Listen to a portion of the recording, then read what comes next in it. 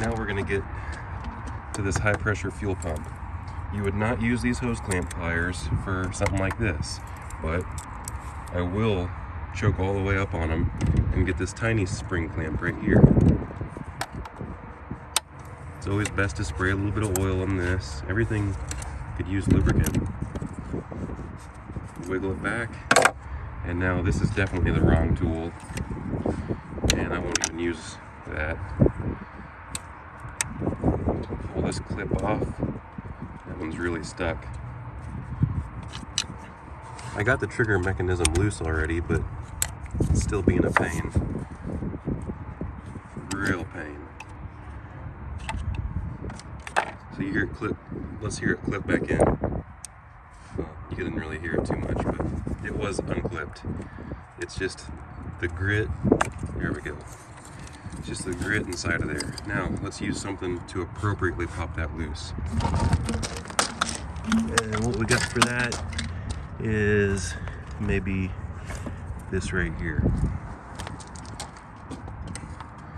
Not the best tool, but it was in my bag. And I'm gonna get behind the hose. I'm gonna try to create myself a little bit of a lip. You see that? And it's still not wanting to come.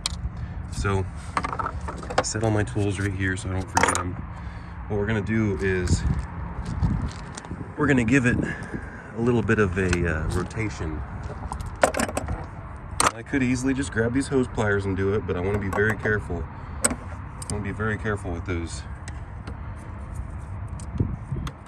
Move it side to side, and you see some of that fuel come out, and some of that fuel that came out once I moved it side to side, that's going to give it some lubricity. And it'll pop off real easy. But if you notice, I messed up the end of that hose a little bit. So what you want to do is only if you have enough, you want to grab your cable shears and bring it up here. Those aren't really big enough, but and trim up this white noise right here.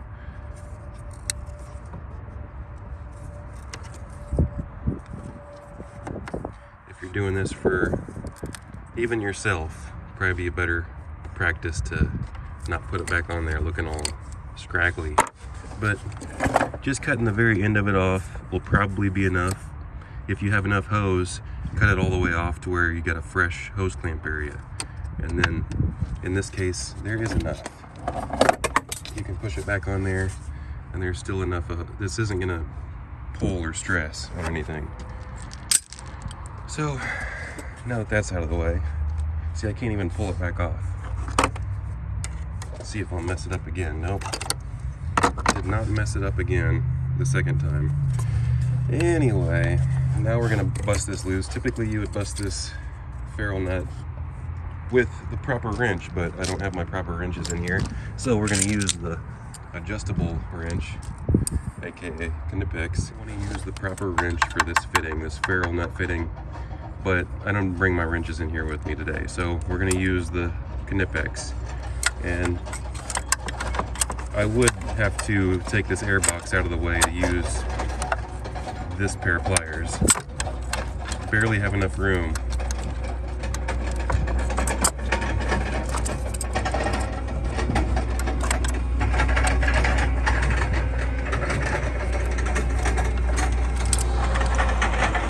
Making all that noise. Of course, she has to park there. Alright, you just have to get it a little bit loose, and then you can loosen it the rest of the way with your fingers. Now on this particular fitting, I would suggest getting a little bit more room on this fitting. It's this one right here. I knew that.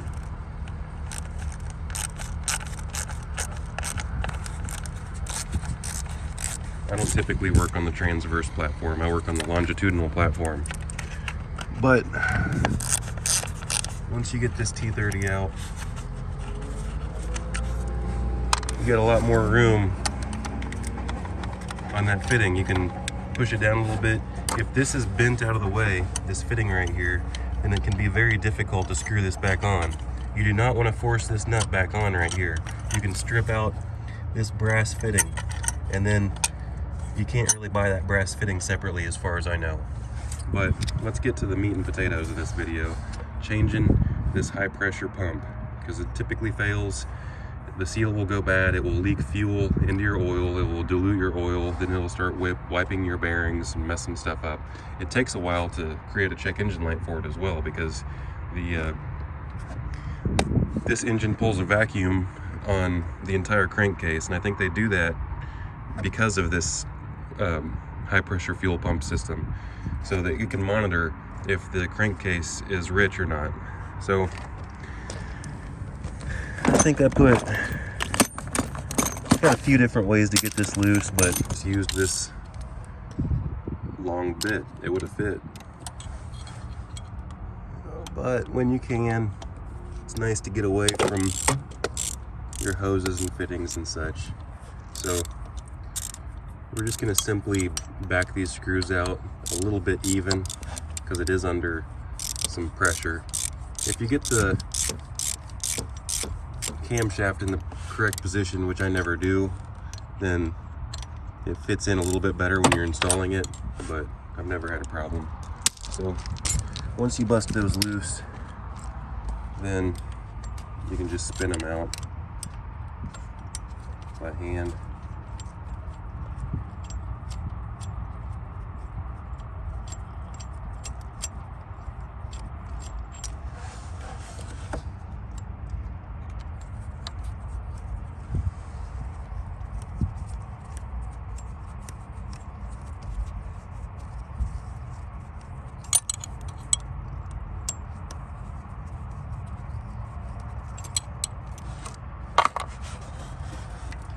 And then should pull straight out.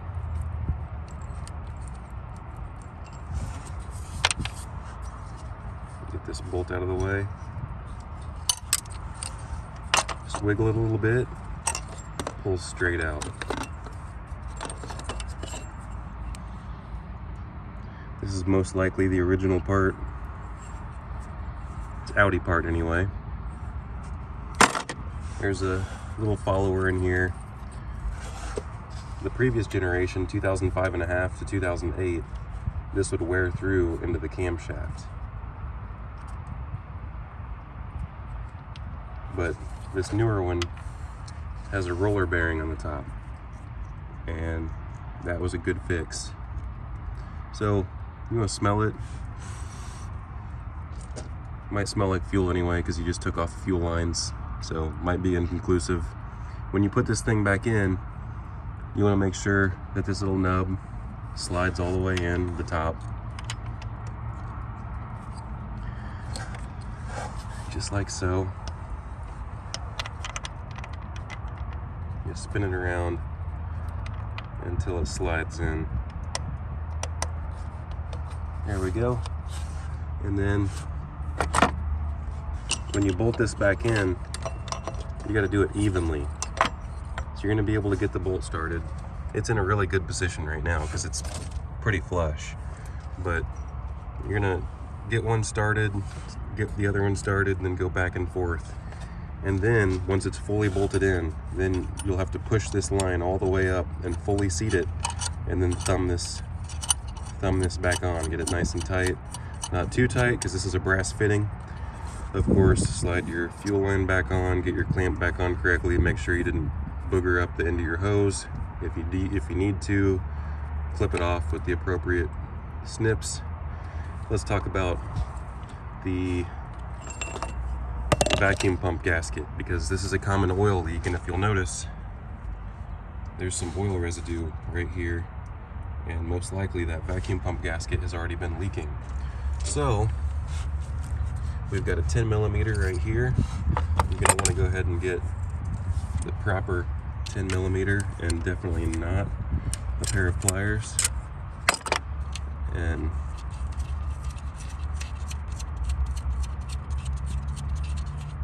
Is it really even necessary to get this off? This is just for a wire right here, just a ground wire. So you could probably skip that part and then just take this part off right here.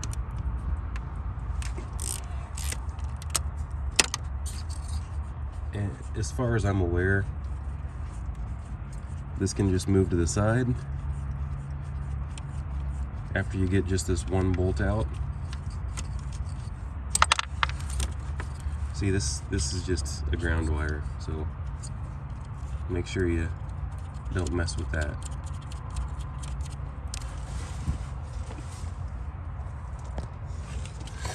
We've got a vacuum fitting back here. See that? Carefully slide that off, or you might not even need to.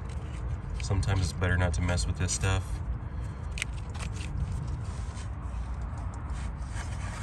We have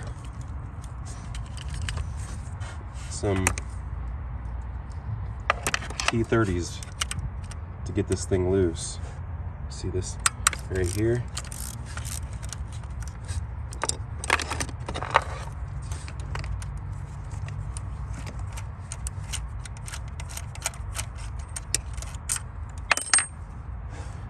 This is not one.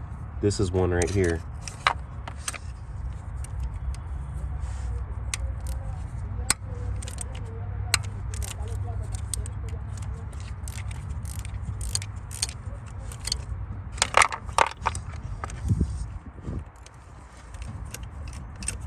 Going to the wrong spot. It's this little ear back here. I was just trying to feel it.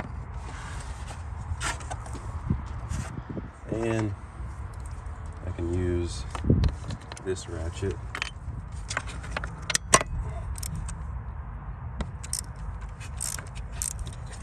There we go.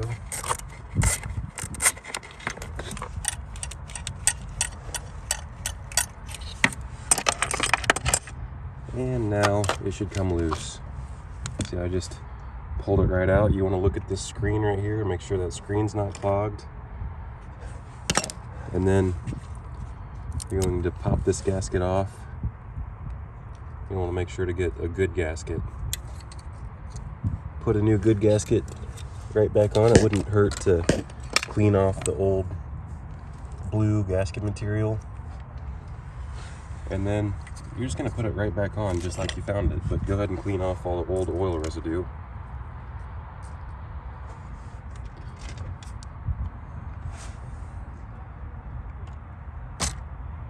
I shouldn't need to show you how to bolt it back on, should I?